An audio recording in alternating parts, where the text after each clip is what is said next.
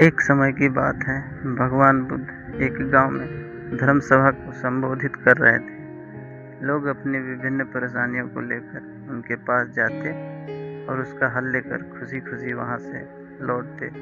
उसी गांव के सड़क के किनारे एक गरीब व्यक्ति बैठा रहता था तथा महात्मा बुद्ध के उपदेश शिविर में आने जाने वाले लोगों को बड़े ध्यान से देखता।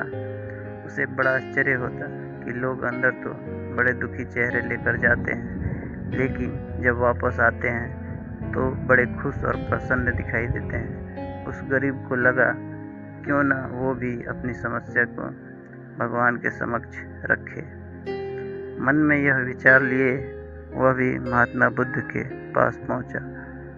लोग पंक्तिबद्ध खड़े होकर अपनी समस्या को बता रहे थे। जब उसकी बारी आई तो उसने सबसे पहले महात्मा बुद्ध को प्रणाम किया, फिर कहा, इस गांव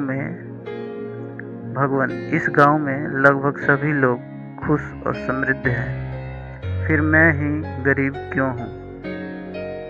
इस पर उन्होंने मुस्कुराते हुए कहा, तुम गरीब और निर्धन इसलिए हो क्योंकि तुमने आज तक किसी को कुछ दिया नहीं। इस पर वह गरीब व्यक्ति बड़ा आश्चर्यचकित हुआ और बोला, भगवान, मेरे पास दूसरों को देने के लिए क्या होगा?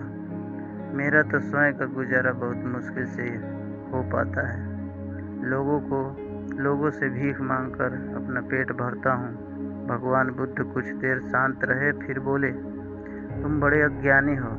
औरों के साथ बांटने के लिए ईश्वर ने तुम्हें बहुत कुछ दिया है, मुस्कुराहट दी है जिससे तुम लोगों में आशा का संचार कर सकते हो। मुख दिया है ताकि लोगों से दो मीठे शब्द बोल सकते हो, उनकी प्रशंसा कर सकते हो। दो हाथ दिए हैं, लोगों की मदद कर सकते हो। ईश्वर ने जिसको ये तीन चीजें दी हैं वह कभी गरीब और निर्धन हो ही नहीं सकता। निर्धनता का विचार आदमी के मन में होता है, वह तो एक भ्रम है, इसे निकाल दो। कभी भी मन में निर्धनता का भाव उत्पन्न न होने दो, गरीबी अपने आप दूर हो जाएगी। भगवान बुद्ध का संदेश सुनकर उस व्यक्ति का चेहरा चमक उठा और उसने इस उपदेश को अपने जीवन में उतारा, जिससे वह फिर कभी दुखी नहीं हुआ। तो दोस्तों, हम अपने जीवन में जो भी सोचते हैं वो हमारे सोच पर निर्भर होता है,